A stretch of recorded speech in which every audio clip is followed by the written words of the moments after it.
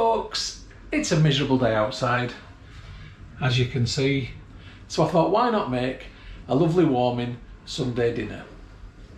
So this is going to be an all-inclusive slow cooker recipe, everything in one pot, nice and easy.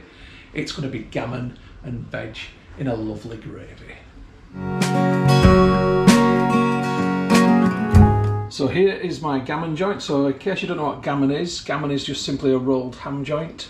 It was in plastic packaging which I took off last night, and I've had it soaking overnight in water to try and get some of the salt out of it because it's an extremely salty cut of meat. You can see it's got this paper around the edge which is just to keep it in shape. I'm leaving that on throughout the cooking process and we'll take it off after it's been cooked. If I take it off now, then what could happen is it could all just open up and not look as nice. So alongside my gammon in there, I'm going to have some frozen peas, 3 potatoes, 3 carrots, 2 red onions and an apple. I'm going to be flavouring with golden syrup. I was going to use honey but I don't have any, so I'm going to put some golden syrup in, some lime juice, some Italian mixed herbs, oregano, pepper, salt and garlic. This is a really simple recipe and it's a lovely dish for a wet and miserable autumn day. So I'm just rinsing the gammon joint off. I'm tipping the water away that was in the pan, give it a little rinse, and then I'm going to put some more water in the bottom. I'm using warm water, it doesn't have to be, but it just speeds it up a bit. So there's probably around a pint of water or 568ml or thereabouts. So I've got my 2 red onions and I'm going to get my big chopper out. So I'm simply cutting my onions up into nice smallish pieces like so. Et voila! So I'm going to add my onion into the water. So on top of my onion I'm going to add some Italian mixed herbs. I'm going to add the oregano. I'm going to add a few squirts of lime juice. And then using my mandolin, I'm going to slice my carrots. So this is a great device. Just be careful with your fingers because it's extraordinarily sharp. And when they get near the end, move them away. And then just as with the onions, the carrots go into the water. So next the gammon joint goes in and it's sat on the veg in the water, so it's not sat on the bottom of the pan. So next I'm going to mandolin my apple. And now I'm going to put my pieces of apple around my gammon. Now the apple with heat and water will actually break down, and all it will do is actually flavour this as apple flavour, and it will thicken the gravy. So that's the apple around the gammon. Now I'm going to chop my potatoes. And I'm going to cut my potatoes into nice sized chunks, not too small, about like that big.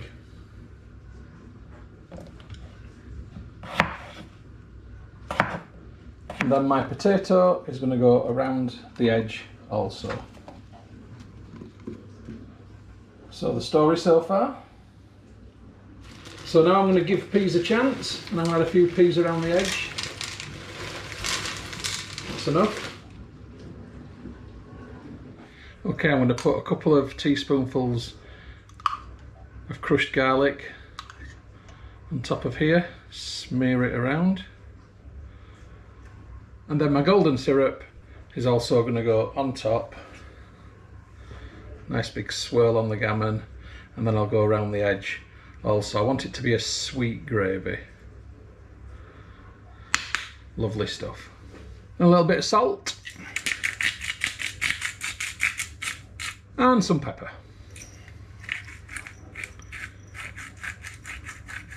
Right, it's time to get the slow cooker pan into the slow cooker and the lid on. Okay, so I'm going to start this on high for 1 hour. After 1 hour, I'm going to turn it down to low and I'll leave it for 4 or 5 hours or thereabouts. So it's just a case of playing the waiting game. I'll be back in a bit. Okay, 1 hour has passed. Let's have a look. And you can see that the heat has built up nicely in there. We've got that steaminess. Now, the key thing about slow cookers is, even though you might be tempted to take the lid off, don't take the lid off. Right, so I'm now turning it down to low. And this is where this thing comes into its own strength. This is hugely economical. There's the whole dinner in that pot there. And this is really much more cost effective than switching on an oven. So I'm going to leave this now for a good 4 or 5 hours. I'll come back to you then. Okay, 4 hours later. I am going to take the lid off now. Smells fabulous.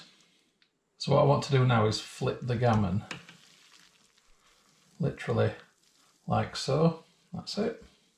And lid back on. And probably another hour or so.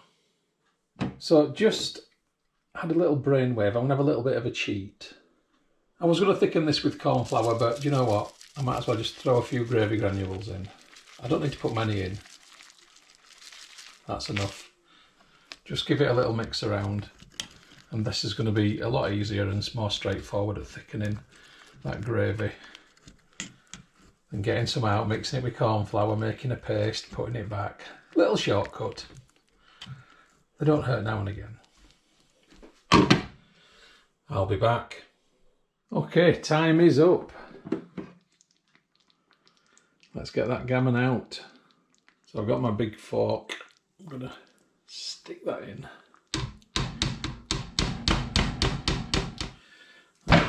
That's going on there for now. And I'll pop the lid back on there to keep that simmering away. So the paper around the edge of the gammon needs cutting. Look at that. That looks absolutely beautiful. Okay, it's time to cut this up. Now, I could do rounds, but I don't want to do rounds because they're too big, so I'm actually going to go down and cut it like that. So just holding it in place with the fork and then down, and the knife should just go through lovely. Yes, look at the colour, how pink that is. That's beautiful. Okay, and so on. I don't want to make big thick pieces, I'd rather have them fairly thin. It's more pleasant in the mouth that way. And I'm probably going to cut halfway through the joint and then leave the rest of it for a different meal. So that looks quite tasty, I think. I think it's only right to have an on-camera taste test of the gammon, isn't it? I think so too. That's so tender. It's delicious.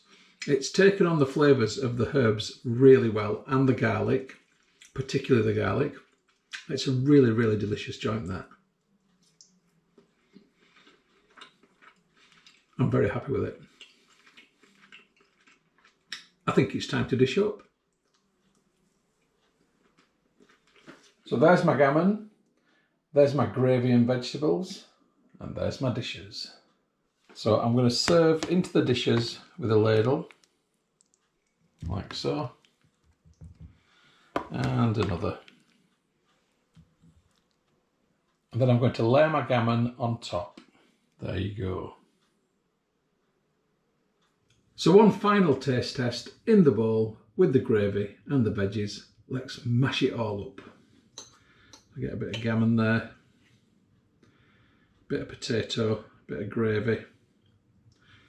See how it goes. Oh, it's hot. That's hot. So flavoursome. The herbs particularly come through on this, but there's a sweetness which has come through from the golden syrup and obviously the garlic, which goes well with the onion. It's all good.